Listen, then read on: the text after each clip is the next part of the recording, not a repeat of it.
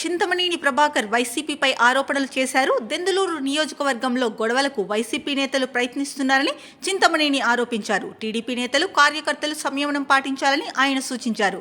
బుధవారం రాత్రి ఏలూరు జిల్లా వట్లూరులో టీడీపీ వైసీపీ కార్యకర్తల మధ్య ఘర్షణ జరిగింది.